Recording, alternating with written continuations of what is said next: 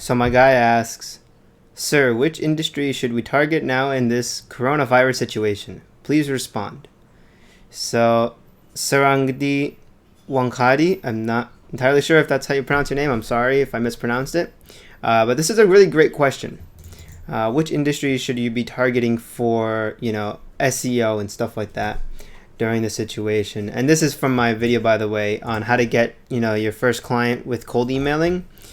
And I'm going to walk you through exactly how you can get clients and what industries to target. So to start off with industries, here's a list of industries that are really good. And here are actually the industries I work with. So plumbers, HVACs, electricians, let's see, who else is still, accountants and lawyers.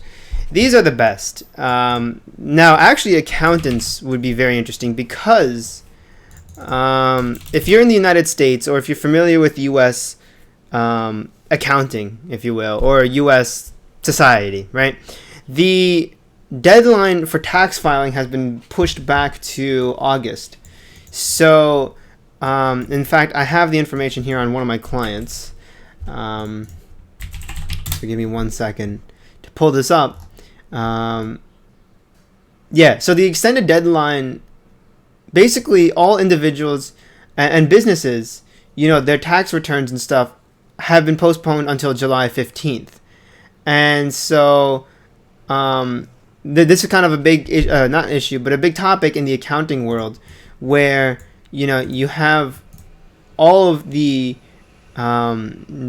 taxes that everything is going to, basically there's a big thing in the accounting world. I'm not an accountant, so I can't entirely speak on what's going on, but something big for tax returns in July 14th, for July 14th. Now, this doesn't particularly apply to me, so that's why I'm not 100% sure what's going on, but I believe for people that were late on their payment or something like that, or not late, but the deadline basically is pushed back. So accountants are very interesting to go after. I would go after them right now.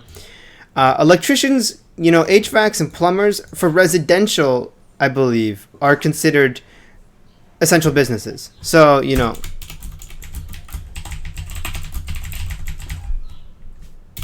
so these are all essential businesses, and these are all people that are still open. So plumbers, people's, their sink is broken, they're going to call plumbers. HVAC, same there. Electricians, lights, switch, whatever, fire alarm is broken, need to get an electrician. Accountants, the whole tax return and tax filing and everything. Lawyers, they work remotely, so can work remotely for the most part. And I'll give you a couple of good legal industries to go after. So one is going to be divorce. The second is going to be immigration, or immigration's actually kind of put on pause a little bit, but you could still probably go after immigration. You can go after bankruptcy. Bankruptcy is an industry I'm planning on hitting the moment I come back. I'm going to go on a trip pretty soon to New York City because I have family out there, but when I come back, I plan on going after bankruptcy lawyers because a lot of people are filing for bankruptcy. And employment lawyers are very good right now because, look, with the whole COVID thing, not everyone, but a lot of people are being laid off. There's a lot of people filing for unemployment and who need legal assistance and who are also suing their employers for discrimination, for all sorts of things like that. So employment lawyers are very good to go after. I would stay away. This is my recommendation, but I would stay away from DUI, personal injury, and criminal defense. I would stay away from these just because it involves more litigation and, it's kind of more difficult to do. It's more than just filings, at least from my experience. They're just, DUI lawyer, they're going to court all the time here and there, and there's more interaction, and obviously with social distancing and the shutdown and everything, it's not impossible, and I believe courts are still open. I'm not sure every state, but again, I would just stay away from these because, they have other things they have to worry about. But employment, bankruptcy, divorce, immigration as well, these are all pretty good, industries to go after. Immigration might be a little iffy, but these are basically some of the best industries that I think there are to target currently. Now, how do you actually target them? Well, here's what we're going to do. We're going to open up an Excel sheet, and we're going to create a couple of columns. We're going to do name, so business, email, person of contact. Honestly, you don't even need the person of contact, but it's kind of nice to have. Our website, target keyword, C1, C2, C3, C1 name, rank. So this is all we need. Honestly, yeah, we don't even need the person of contact. I've noticed that, yeah, you know, if you're selling high ticket items and you're trying to do cold emailing, it might help to have the person's name, but at the same time, we want to save time. We want to hit people very hard. So what we're going to do is, let's say we're looking for bankruptcy lawyers. Bankruptcy lawyer. You know, you're just going to type in bankruptcy lawyer. You're not going to type in the city. So like, I'm in Manchester, right? So Manchester, NH. You're not going to type that in. Because what you're going to do is, instead, you're going to get a plugin called GES Toggler. So GES Toggler.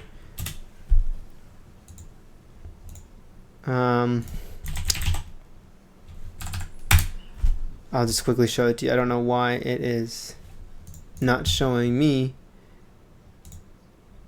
what I have right now, what this plugin is called. So let me find that.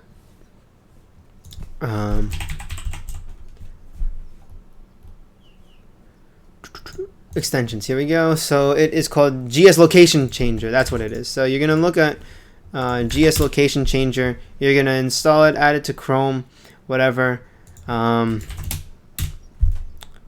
Yeah, GES Location Changer. This is what I have. And basically, you're going to go and click on the icon over here. You're going to type in the city you're going to search from. So I'm going to change it to Manchester, New Hampshire. I actually don't have to, since it's where I live anyway. But you'll see now we have the exact search, because sometimes people don't type in the bankruptcy lawyer and then the city. They just type in bankruptcy lawyer or something, and you want to just be as accurate as possible. So let's say we're going to go on Google Maps, and 1, 2, 3, these are the people ranking in the 3-pack.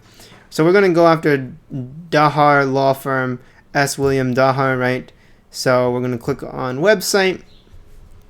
Now, if you have Ahrefs, you'll have this toolbar if you have it enabled, right?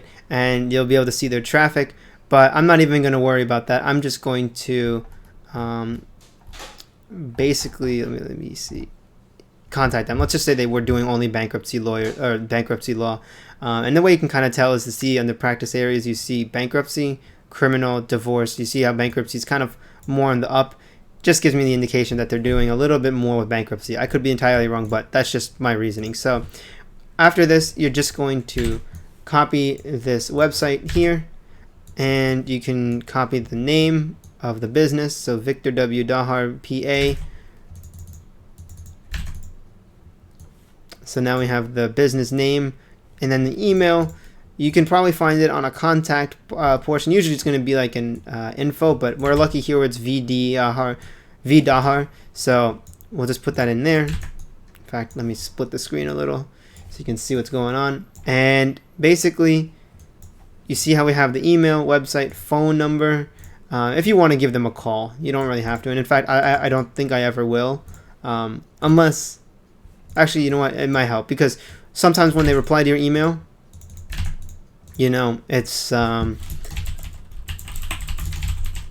sometimes when they reply to your email, they don't leave a phone number, and you want to make sure that they obviously get the audit, because this is what we're doing. We're sending out a video audit. And now for the target keyword, now you can do bankruptcy lawyer in Manchester, New Hampshire. You can make the target keyword more formal, but when you're actually searching, you want to make it as raw as possible. So you want to make it like bankruptcy lawyer. Don't add the in Manchester, NH, because it's unlikely that a lot of people are searching that. But you know, if you're reading the email and it says bankruptcy lawyer, NH, you know, it doesn't look as formal as bankruptcy lawyer in Manchester, NH. So you're basically going to say to them, hey, I was looking for bankruptcy lawyer in Manchester and New Hampshire, something like that. You know, it makes more sense. And now C1, all you're going to do is get the competitor one. So we're going to get the competitor one right there. what I would do is actually look at the website. So you can get their competitor one name, and that's what C1 name is for. So let's just get these other two. And by the way, this is exactly what I do. So it's not like I'm teaching you a method that I don't know. I've done this.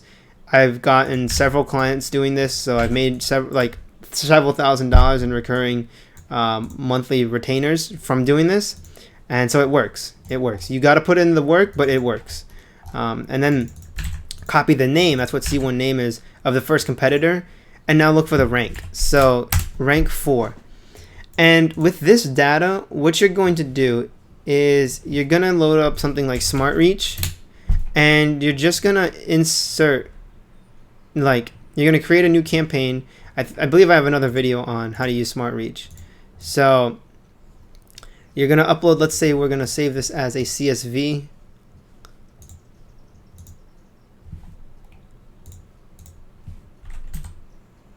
So comma separated value, test sending 1, whatever, you know, it doesn't really matter.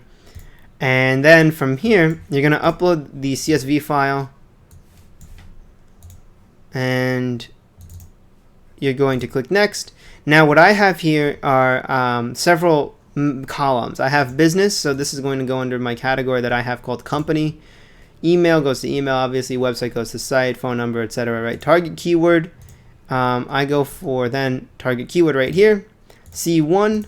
So this is the competitor one.